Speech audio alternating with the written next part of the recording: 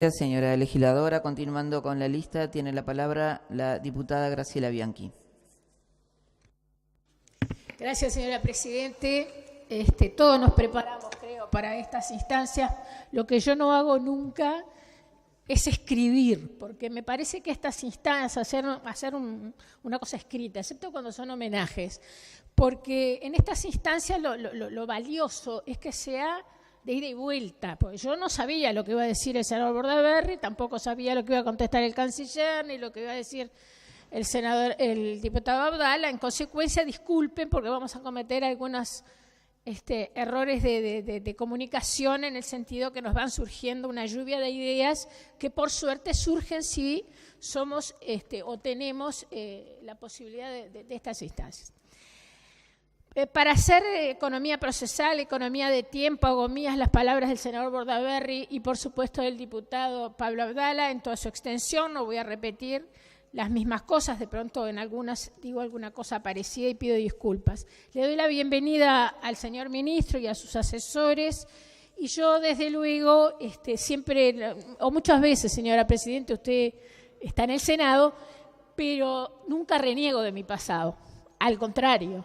Uno interpreta la realidad política y las situaciones políticas y las posiciones de los gobiernos de acuerdo a toda la historia que ha tenido, más allá de lo que ha estudiado. Pero sí, por la historia personal, por lo que hemos vivido, es decir, obviamente que Cicerón tiene razón. Si uno recuerda solo desde que nació, está condenado a una infancia permanente. Yo la verdad que estudio, no entiendo y le tengo un enorme respeto al actual canciller. Él no lo sabe tal vez, pero sí, cuando yo me fui de la 1001 y seguía en el frente, lo voté en la lista 78, que perdió él y quedamos, él no sacó ni siquiera la banca. O sea que le tengo un especial reconocimiento. Ahora sí, cabe que yo pregunte qué les pasó a mucha gente que yo le tenía confianza, entre los que está el actual canciller. El último lugar donde yo milité, y él lo sabe, cuando lo saludé y me dijo, ¿qué tal, cómo te va, Graciela? Digo por las dudas, porque a veces les vienen amnesias. A ver, a donde yo milité y trabajé, es en el sector que lideraba, qué sé yo, el canciller. En consecuencia, yo hubiera esperado, de acuerdo a los principios republicanos, uruguayos, artiguistas, con las modificaciones del derecho internacional público, porque obviamente que la correlación de fuerzas internacionales es diferente. Hoy no vivimos más la Guerra Fría. En consecuencia, hay que pararse y estudiar las cosas de otra manera diferente. Ahora, hay principios, señora Presidente, que son irrenunciables y son atemporales. Atemporales. Yo hubiera esperado que el canciller contestara: no es una democracia Venezuela. Hay crisis humanitaria. Maduro es un gobernante ilegítimo, y yo lo he agregado varias veces y lo he dicho varias veces, no solamente acá. No resiste una pericia psiquiátrica, siquiera una pericia psiquiátrica, y no es casualidad que hayan puesto a personas que hablan con los pajaritos y vuelve y viene del futuro. No es casualidad. Y hay presos políticos. Y no se compare la situación de la salida del Uruguay con Venezuela. No se pueden hacer traspolaciones históricas. La historia es una ciencia, lo vivo reivindicando, una ciencia social, pero es una ciencia, no tiene leyes, no se repite. Tiene leyes generales. El Uruguay tiene una consistencia, unas instituciones de tanta fortaleza republicana que lamento yo que muchos otros países de América no los tengan, ni los tuvieron antes ni lo tienen ahora, como Venezuela. Acá ni los militares en el 80 pudieron con la Corte Electoral, señora Presidente. Acá ni los militares pudieron hacer fraude en el plebiscito del 80 cuando estaban en pleno apogeo de su poder. Y eso es la fortaleza de las instituciones del Uruguay. En consecuencia, no nos comparemos con otro tipo de repúblicas o democracias que tienen otro tipo de formación, de historia, de trayectoria, y son respetables, pero no nos comparemos. Yo a Bolívar lo admiro muchísimo, pero era monárquico. Así que no me comparen, por ejemplo, a Bolívar con Artigas, que tenía las cosas clarísimas hasta que todo el mundo lo traicionó y se tuvo que ir a Paraguay, donde lo tomaron prisionero. Porque lo del arbolito y Ancina tomando mate fue cuando era muy viejito. Cuando entró lo engrillaron y lo tomaron prisionero. Yo soy fiel a esos principios. ¿Qué les pasó? ¿Qué pasó por el Frente Amplio?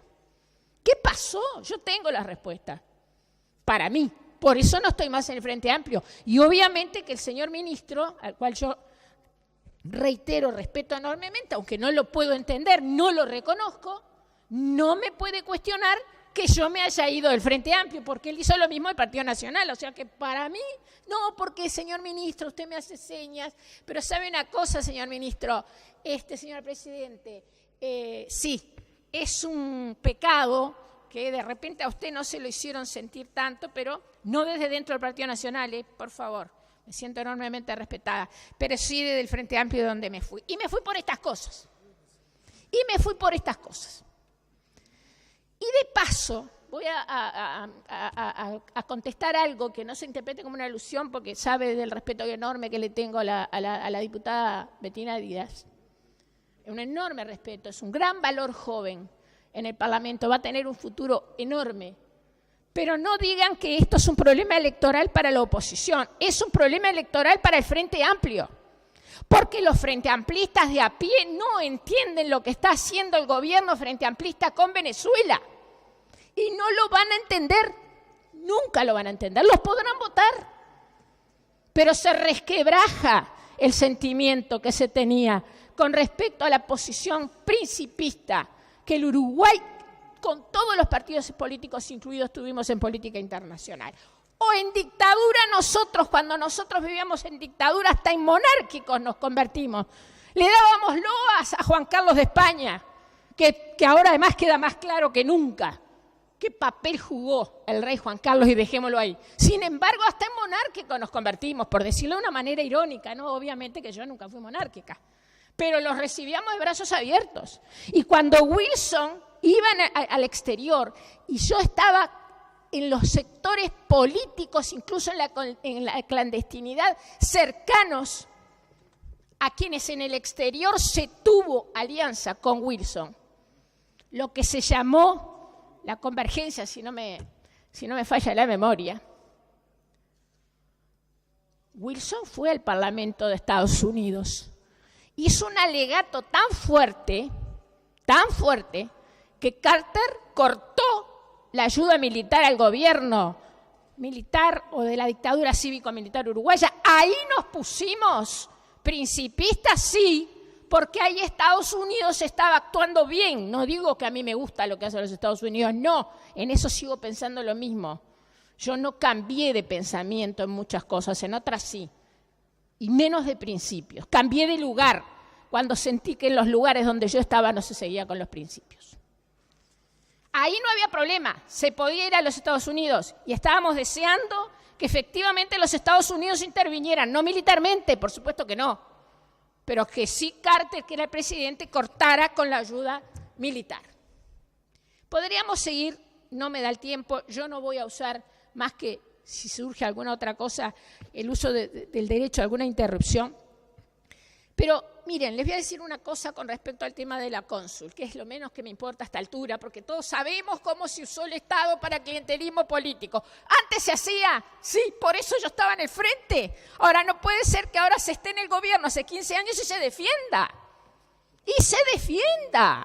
Pero además, a grados superlativos, y lo digo como profesora de historia, nunca vi que el Estado se usara en forma político-partidaria de partido y de fracciones de la forma que se usó durante los gobiernos del Frente, y formé parte del gobierno del 2005 al 2010. Así que hasta si quieren careos podemos hacer, ya que se habló de careos. Así que ese tema lo dejamos ahí. Ahora, que no incidió la labor de la que actualmente es cónsul. Se habla del 1,5 millones de votos. Sí, pero ¿saben una cosa? La mayoría absoluta, legítimamente obtenida, el Frente Amplio la obtuvo por 2.400 votos, cosa que nunca se dice. ¿Es legítima? Es legítima. ¿Nos condicionó? Nos condicionó.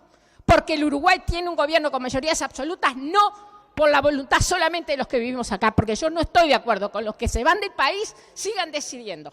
Por eso tengo la posición que tengo, que la tuve siempre con el voto con el exterior. No, te quedás acá, te comés las consecuencias, las buenas y las malas, incluso en dictadura, y después hablamos. Así que no me digan que no tuvo incidencia en la vida política de Uruguay. Sí, 2.400 votos les dio la mayoría absoluta. Pero además hay otra cosa, señora Presidenta, que no me quiero olvidar, a pesar de que el tema fundamental es Venezuela, pero como yo ya hice fundamentalmente mías las palabras del senador Daverri y de mi colega Abdala. ¿Cómo que no me importa el pasado de las personas que pongo en los cargos? Eso es uno de los errores más graves que ha cometido el Frente. Y lo he dicho desde que renuncié al CODICEM, no se puso a los mejores. Se puso solamente por pura selección, no es ya ser frente amplista. ¿A qué fracción se pertenecía dentro del Frente? Y lo saben muy bien los sectores que lidera, junto con el contador Astori, Alianza Progresista, el canciller, que a esta altura no sé si existe o no existe, el sector, que era con calculadora, ni con los dedos, miren, ni con calculadora. ¿Cuántos cargos le corresponde a los sectores radicales para que todos nos entendamos? Señora legisladora, ¿le podría solicitar que se refiera al tema que me fue estoy convocado? refiriendo absolutamente al tema, porque no, él fue el canciller que dijo. No, a mí no me corren con esas cosas. Fue el canciller el que dijo que no le importa lo que pasó antes con las personas que ponen los cargos. ¿Eso no tiene que ver con lo que estamos hablando?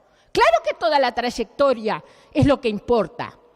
Es inadmisible. Así estamos en el Estado. Me voy a ceñir estrictamente al otro tema, porque eran los dos temas que estaban hechas las citaciones. Los dos temas. Miren, estaba leyendo un reportaje al ex miembro de la Suprema Corte, el doctor Pérez Manrique. Ya termino porque veo que está prendida la luz. Frente amplista, él todos lo sabemos. Todos lo sabíamos antes, sobre todo los que estábamos vinculados al ejercicio del derecho, pero además porque fue uno de los candidatos posibles a la Corte Electoral, por el Frente Amplio. Vamos a no mentirnos entre nosotros, somos pocos, nos conocemos todos. Y el doctor Pérez Manrique, que acaba de asumir un cargo internacional muy importante en la Corte Interamericana, si no me equivoco, porque qué sé yo, hay tantos organismos públicos, a veces internacionales, a veces me pregunto para qué, pero bueno, ahí está. Él dijo una cosa. Claro, él ahora está, como le pasó con Almagro, ¿no? Que se les dio vuelta. Yo no creo que Pérez Manrique se les dé vuelta tanto. Pero dijo una cosa muy importante. La entrevista está, y léanla. Una larga entrevista. Dice, hay un límite en el derecho internacional, señora Presidenta. Hay un límite cuando hablamos de intervencionismo o no intervencionismo. Porque él estaba hablando de los tratados internacionales y de qué manera influyen en el derecho interno. Y son dos cosas que yo quiero que queden claras y se están violando en Venezuela. Y me da vergüenza ser uruguaya, no solamente el gobierno, vergüenza ser uruguaya. Pérez Manrique dice hay dos límites en el derecho internacional, porque además se es internacionalista o no se es internacionalista. Porque si no soy internacionalista no puedo elegir ni a mis asesores. Y no me refiero a ninguno de los que están acá porque no los conozco. Es un tema general. Los delitos de lesa humanidad, delitos de lesa humanidad y la violación de los derechos humanos. Hoy día en el derecho internacional, y ayórnense incluso con gente que es del partido de gobierno, que hoy ocupa cargos internacionales muy importantes, que el derecho internacional no es el mismo del de Jiménez de Arecha. El otro día tuvimos que decir lo mismo. Por favor, no traigan de los pelos a gente que ni siquiera han leído porque se dedicaron a otras cosas. El límite, y con esto termino, señora Presidente, el límite que el doctor Pérez Manrique, en este momento de la Corte Interamericana, refiriéndose a la influencia que deben de tener los organismos internacionales, cuanto más los países que los integramos, es que tenemos que tener dos guías fundamentales para tener relacionamiento con los países y comprometernos con ese país. No podemos avalar los delitos de lesa humanidad y no podemos avalar la violación a los derechos humanos. Gracias, señora Presidenta.